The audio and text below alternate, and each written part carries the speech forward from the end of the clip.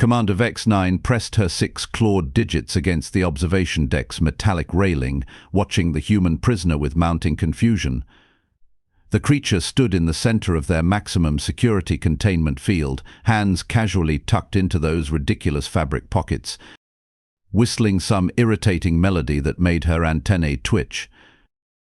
"Status report," she barked at Lieutenant Corks, who immediately straightened his purple carapace. "Ma'am, the human has been in containment for 72 standard rotations. He has consumed exactly 3 meals, performed what appears to be ritualistic physical movements for 30 minutes each cycle, and has been humming." "Humming?" "Yes, ma'am. Various melodic sequences. Our xenobiologists believe it might be some form of psychological warfare." Vex-9's mandibles clicked in amusement. It's psychological warfare, from a species that hadn't even achieved proper space travel until 5 rotations ago. The Galactic Council had been monitoring these humans for decades, watching them stumble through their primitive conflicts with projectile weapons and combustion engines. Now suddenly this one specimen had single-handedly infiltrated their most secure facility, disabled their defense grid, and stolen classified information about the upcoming Terran invasion plans. And he was whistling. "Bring me Captain Thork," she commanded. "Time to interrogate our guest properly." Captain Thork arrived within minutes, his massive frame filling the doorway. Standing nearly 3 meters tall with 4 arms and skin like armored plating, he was the Dominion's most feared interrogator. Prisoners typically began confessing the moment they saw his scarred visage. "You summoned me, Commander?" "Yes, our human friend down there needs some encouragement to share what he knows about Earth's defense capabilities." Thork's 4 eyes focused on the containment cell below. The human had now begun performing some sort of stretching routine, bending his spine in ways that should have been anatomically impossible for a vertebrate species. "Fascinating," Thork rumbled. "He shows no signs of stress. Heart rate normal, pheromone levels stable. Either he's incredibly disciplined, or what? Or he's genuinely not concerned." Vex-9's laugh was sharp and brittle. "Not concerned? He's surrounded by the most advanced military force in 3 sectors. We have weapons that can vaporize entire planets. Our smallest fighter craft could obliterate his homeworld's entire nuclear arsenal. Perhaps he doesn't understand his situation." "Oh, he understands perfectly. Watch this." She activated the communication array, her voice echoing through the containment cell. "Human. I am Commander Vex-9 of the Galactic Dominion 3rd Fleet. You will answer my questions." The human looked up, and for the first time since his capture he smiled. It was not the expression of a terrified prisoner. It was the smile of someone who had just heard an excellent joke. "Well, hello there, Commander Vex-9, he said, his voice carrying that peculiar accent typical of the North American continent. "I'm Jake Morrison. Nice to meet you. Love what you've done with the place, very purple." It's purple. He was commenting on their interior design. "You have stolen classified military intelligence," Vex-9 continued, fighting to maintain her composure. "You will return it immediately and provide us with detailed information about your planet's defensive capabilities." Jake stretched his arms above his head, joints popping audibly. "Defensive capabilities? Oh boy, where do I even start with that one?" "You will start by taking this seriously," Thork interjected, his voice a bass rumble that had made warlords weep. "Do you comprehend the magnitude of your situation, human?" "Let me see," Jake said, counting on his fingers. "I'm trapped in an energy field on an alien warship surrounded by hostile extraterrestrials who want to invade my planet. Your boss there sounds like she's having a really bad day, and you, big guy, you look like you bench press small moons for fun. Did I miss anything?" The casual assessment was delivered with such matter-of-fact calm that several junior officers exchanged worried glances. Prisoners weren't supposed to sound bored during their own interrogation. Your bravado is amusing, Vex-9 said, but ultimately pointless. This vessel alone contains enough firepower to reduce your Earth to cosmic dust. Surrender your information willingly, and perhaps will allow your species a quick death. Jake's eyebrows rose. A quick death? Wow, you guys really know how to sell a deal. But here's the thing, Commander. I think you're operating under some false assumptions. Enlighten me. Well, first off, you seem to think I'm here by accident. Like I just wandered onto your super-secret space station by mistake while looking for the bathroom. Vex-9's confidence wavered slightly. Their security footage clearly showed the human arriving in a primitive single-occupant craft, somehow bypassing 17 layers of detection systems without triggering a single alarm. Secondly, Jake continued, beginning to pace within his containment field, you keep talking about how powerful and scary you are. Ooh, we can blow up planets, ooh, we have big scary weapons. But here's what's interesting to me. He stopped pacing and looked directly up at the observation deck, his gaze somehow finding Vex-9 despite the one-way barrier. If you're so powerful and advanced, why haven't you invaded Earth already? The question hung in the air like a toxic gas cloud. Lieutenant Corks shifted uncomfortably. Captain Thorke's 4 eyes narrowed. We are conducting reconnaissance, Vex-9 replied, but her voice lacked its earlier authority. For 5 years? Jake's grin widened. Because that's how long you've been conducting reconnaissance, according to those files I downloaded from your computer system. 5 years of watching, studying, analyzing. That's not reconnaissance, that's hesitation. We do not hesitate, Thorke growled. Oh, but you do. See, I've read your files. All of them. Your previous invasion targets. The Zentari homeworld, population 2 billion, pre-industrial technology, no space travel capability. You conquered them in 6 standard rotations. The Kellan system, 1.5 billion inhabitants. Early nuclear age, primitive rockets. 4 rotations. The Thix colonies, agricultural society, hadn't even discovered electricity. 2 rotations. Jake held up one finger. But Earth? 6 billion humans, nuclear weapons, space stations, satellite networks, global communications. 5 years of reconnaissance and counting. Want to know why?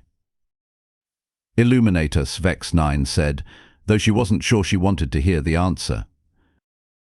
Because deep down in whatever passes for your collective subconscious, you know we're different. You've been watching our movies, haven't you? Studying our entertainment media to understand our culture?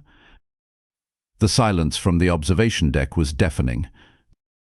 Oh, you have, I can see it in your faces. Well, the ones that have faces anyway.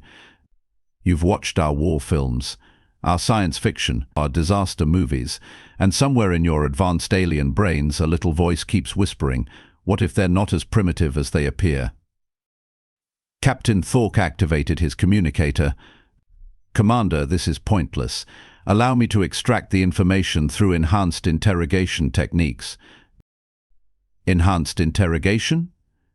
Jake laughed, a sound that somehow conveyed both amusement and threat simultaneously. You mean torture? Oh, please do try. I haven't had a good workout in days. You believe you can resist our methods? Thorke's scarred face twisted into what passed for a smile among his species. Resist? Captain, you're still not getting it. I'm not here because I was captured. I'm here because I chose to be here. Vex-9 leaned forward, her scales shifting from purple to an alarmed shade of orange. Explain. Think about it logically. Your security is supposedly impenetrable. Your detection systems are the finest in the galaxy. Your computer networks are protected by encryption that would take a primitive human centuries to crack. Jake spread his arms wide. Yet here I am, inside your most secure facility, with copies of your entire database, having a pleasant conversation with your command staff. Now, either your legendary Dominion technology is vastly overrated or The pause stretched like a taut cable. Or I'm not as primitive as you think. Warning lights began flashing throughout the observation deck. Lieutenant Corks frantically manipulated his control panel. Commander, we're detecting massive energy signatures approaching from multiple vectors. Unknown vessels, moving at impossible speeds. Vex 9's skin shifted to deep red. Battle stations, raise shields. Identify those contacts. Ma'am, they're not showing up on long-range sensors. Only proximity detectors are registering them, and they're already here. Through the observation deck's transparent aluminum windows, shapes began materializing out of what had appeared to be empty space. Sleek, angular vessels that seemed to bend light around themselves, their hulls displaying technology that made Dominion warships look like stone axes. Stealth technology, Thorke breathed, impossible. No species has developed stealth capabilities beyond our detection range. Jake's voice carried clearly through the communication system, though he hadn't raised his volume at all. Allow me to introduce myself properly. Jake Morrison, Lieutenant Commander, Earth Defense Force, Special Operations Division. My friends up there, they've been waiting for my signal. The largest of the mysterious ships positioned itself directly in front of the Dominion vessel.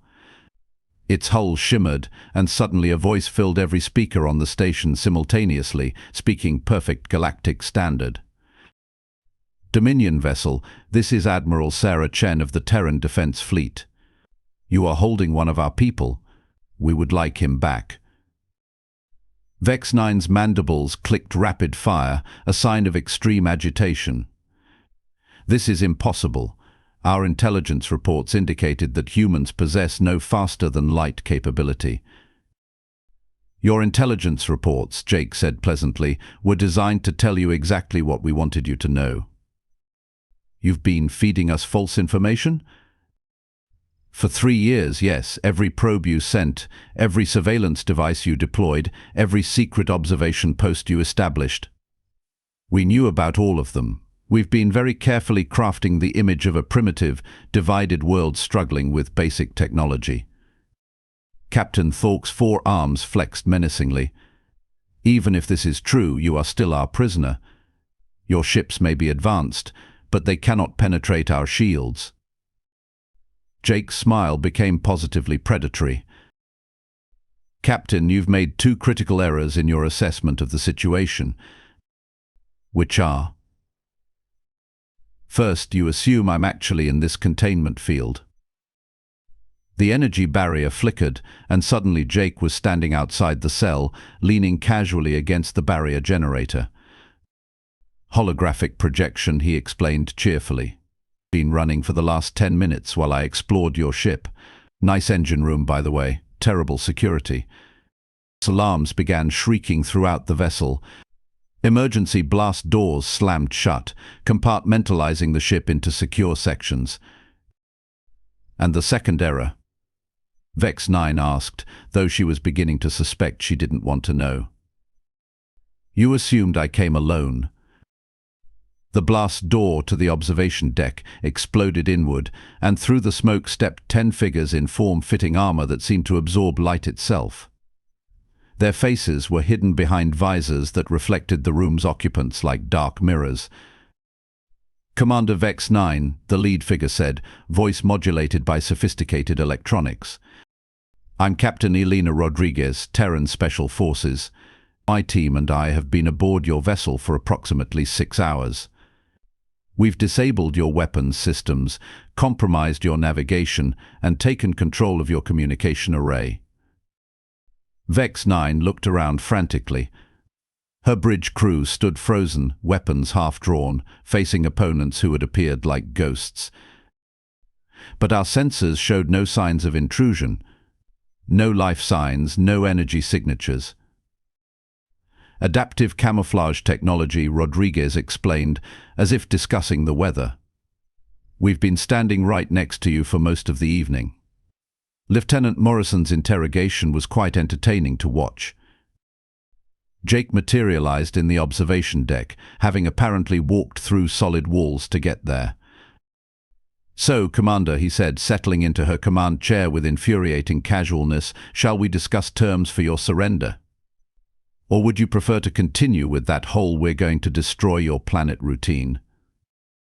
The 10 elite Dominion warriors on the bridge hadn't moved. They stood like statues, staring at the humans who had somehow outmaneuvered them completely. Vex 9's voice was barely a whisper. "How?" Jake leaned back in the chair, hands behind his head. "Well, that's quite a story. You see, when we first detected your surveillance operations 5 years ago, we had a choice. We could panic, maybe try to build a bunch of weapons and prepare for war. Or..." He gestured toward the view screen, where more human vessels were decloaking, revealing a fleet that stretched beyond the horizon.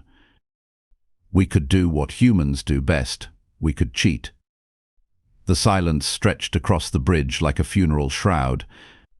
Vex 9 stared at the view screen where dozens of human vessels hung in space, their sleek hulls reflecting starlight in patterns that hurt her compound eyes to follow. "Cheating implies breaking rules," she finally managed. "There are no rules in interstellar warfare." Jake's laugh echoed through the observation deck. "Oh, but there are. You've been following them religiously. Rule 1, survey the target. Rule 2, assess their technology. Rule 3, determine their military capacity. Rule 4, calculate optimal invasion force. Rule 5, attack when victory is guaranteed." He stood up from her command chair, walking over to the tactical display that showed Dominion fleet positions throughout the sector. "The problem is, you've been playing by rules we wrote." Lieutenant Corks's voice cracked like breaking glass. "That's impossible. These are Dominion military protocols developed over centuries of successful conquest. Developed by studying the conquered civilizations, right?" Captain Rodriguez interjected, her modulated voice somehow conveying amusement. "Learning from their mistakes, adapting their strategies, incorporating their technologies into your own." Vex 9's antennae twitched as unwelcome realization began creeping through her consciousness. "The Zentari archives." "Planted," Jake confirmed cheerfully. "The Kellan database." "Fabricated. The Theek's historical records." "Complete fiction.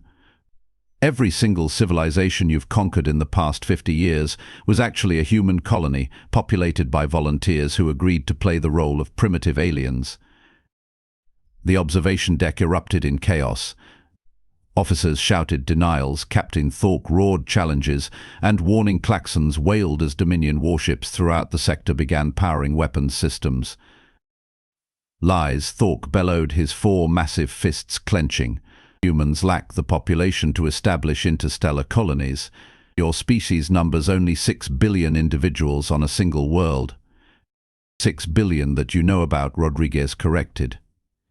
"The actual number is closer to 47 billion, spread across 136 worlds in 37 star systems." Jake walked over to the main display, casually manipulating controls that should have been biometrically locked to Dominion personnel. "See, here's the thing about humans. We're really good at pattern recognition. About 400 years ago, we figured out that advanced alien civilizations would eventually find us. So we started preparing." The display flickered, showing a 3-dimensional map of local space with human settlements marked in blue and Dominion territories in red. The blue dots outnumbered the red by a factor of 10. Step 1. Expand faster than anyone expects. Step 2. Establish monitoring stations to detect approaching threats. Step 3. Study the threat extensively. Step 4. Create elaborate deceptions to misdirect their intelligence gathering. Vex 9's skin had shifted to a sickly yellow color. "The colonies we conquered, those people we killed." "Androids," Jake said simply. "Very sophisticated androids programmed to react exactly like a terrified primitive civilization would. The cities you bombarded were empty shells. The populations you subjugated were mechanical constructs designed to reinforce your assumptions about your own superiority. Captain Thorke's scarred face twisted with rage. Even if this is true, even if you've been manipulating us, it doesn't matter. We still outnumber you. The Dominion controls 12 sectors with over 300 battle fleets. Actually, Rodriguez said, consulting a device on her wrist, you control 8 sectors with approximately 90 functional battle fleets. The rest have been experiencing mysterious technical difficulties. As if summoned by her words, emergency reports began flooding the bridge communication systems. Voices speaking in dozens of alien languages, all carrying the same message: critical systems failures, weapons malfunctions, navigation errors. You see, Jake explained, perching on the edge of the tactical station, while you were busy congratulating yourselves on conquering fake civilizations, we were infiltrating your real infrastructure. Supply depots, manufacturing facilities, command networks, even your central intelligence databases. He gestured toward the view screen where Dominion vessels were beginning to drift listlessly, their running lights flickering erratically. Turns out, when you base your entire technological development on reverse engineering captured alien tech, you become vulnerable to anyone who understands the original source code. Vex 9's voice was barely above a whisper. The Zentari quantum processors, designed by Dr. Amanda Foster, at class of 2387.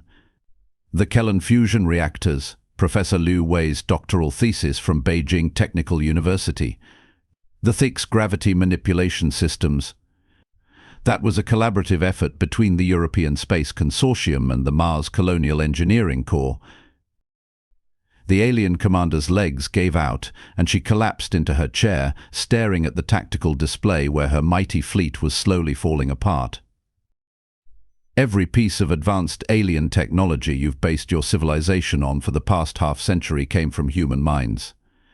We've just been letting you borrow it while we develop the real next-generation systems. Lieutenant Corks was frantically working his console, trying to re-establish contact with Dominion Command. Sir, I'm detecting massive energy buildups throughout human space. Hundreds of installations that weren't there yesterday are suddenly active. Jake nodded approvingly. Ah, the signal finally went out. Ladies and gentlemen, allow me to present humanity's actual defensive network. The view screen shifted to show a wide-angle view of the star system. What had appeared to be empty space moments before now revealed an intricate web of defensive platforms, each one bristling with weapons that made Dominion technology look like primitive slug throwers. Hidden in plain sight using selective electromagnetic manipulation, Rodriguez explained. Your sensors were programmed to ignore anything broadcasting on specific frequencies we've been using for our real military communications for decades. Captain Thorke was still trying to process the magnitude of the deception. But why? Why this elaborate charade? If you possessed such capabilities, why not simply destroy us when we first arrived in your territory? Jake's expression grew serious for the first time since his capture. Because, Captain, we actually read your history. All of it. The real records, not the sanitized versions you tell yourselves. 3,000 years of conquest, 700 species exterminated, 12 entire star systems rendered uninhabitable through your pacification campaigns. He stood up, and suddenly his casual demeanor was replaced by something that made even Thorke take a step backward. We could have vaporized your entire civilization before you knew we existed, but that would have made us just like you. Instead, we chose a different path. Admiral Chen's voice filled the bridge again, calm and professional. Dominion vessels, you are surrounded and outgunned by a factor of approximately 50 to 1. Your weapons are offline, your navigation is compromised, and your communication with Dominion Command has been severed. Vex 9 looked up at Jake with something approaching desperation. What do you want? Surrender, he said simply. Complete unconditional surrender of all Dominion military forces. immediate cessation of all aggressive activities against inhabited worlds, and full cooperation with the establishment of a new galactic government based on voluntary participation rather than conquest. And if we refuse? Jake's smile returned, but it was no longer friendly. Then we demonstrate why humans have been considered the galaxy's most dangerous species for the past 4 centuries by everyone except you. The view screen flickered again, showing a Dominion fleet engaged in what appeared to be a routine patrol mission near the outer rim. Suddenly, space around the ships began to distort, and reality itself seemed to fold in on itself. The entire fleet simply vanished. Dimensional displacement technology, Rodriguez noted casually. They're not destroyed, just relocated to a pocket universe where they can't hurt anyone. We'll let them out when they've learned better manners. Throughout the bridge, Dominion officers stared in horrified fascination as similar scenes played out across dozens of star systems. Massive fleets, orbital installations, and entire military worlds simply disappearing as human forces revealed their true capabilities. "The choice is yours, Commander," Jake said, settling back into her chair. "You can accept our terms and help us build a better galaxy, or you can join your fleets in interdimensional timeout until you're ready to play nicely with others." Vex 9's compound eyes focused on the human who had single-handedly orchestrated the downfall of the mightiest military force in known space. "How long?" she asked quietly. "How long what? How long have you been planning this?" Jake checked his wrist chronometer, a device that Vex 9 now realized was probably far more sophisticated than any Dominion technology. About 437 years, give or take a few months. "We started the planning committee right after we figured out faster-than-light communication. Took us a while to work out all the details." He leaned forward, his expression becoming almost conversational. "The funny thing is, if you'd just asked nicely to be friends instead of planning to conquer us, we would have been happy to share our technology. Humans are actually pretty generous when people aren't threatening to enslave us." Captain Thorke's 4 eyes narrowed. "And now?" "Now?" Jake shrugged. "Now we get to be the galactic peacekeepers. It's not a job we wanted, but somebody has to do it. And apparently we're the only species with both the capability and the inclination to do it without turning into genocidal maniacs." Admiral Chen's voice filled the bridge one final time. "Commander Vex 9, we require your decision. Will the Dominion surrender peacefully, or shall we proceed with involuntary pacification protocols?" Vex 9 looked around the bridge at her officers, then at the human soldiers who had effortlessly infiltrated the most secure vessel in her fleet, and finally at Jake Morrison, who was somehow managing to look both threatening and sympathetic simultaneously. "We surrender," she said, the words tasting like ash in her mouth. Jake's grin returned to its earlier friendliness. "Excellent choice. Don't worry, Commander. You'll find that humans make much better allies than enemies. We're actually quite fond of reformed conquerors as long as they stay reformed." He stood up and walked toward the blast doors, pausing to look back at the alien officers who had spent their careers believing they were the apex predators of the galaxy. "Oh, and Vex 9? Next time you capture a human prisoner, you might want to ask yourself why they're smiling. We don't smile when we're scared. We smile when we're exactly where we want to be." As the human forces began the complex process of accepting Dominion's surrender and establishing the new galactic order, one thing became abundantly clear to every alien species monitoring the situation. Humanity had just announced its presence on the galactic stage, and the galaxy would never be the same again. The age of conquest was over. The age of cooperation was about to begin, whether the rest of the galaxy was ready or not.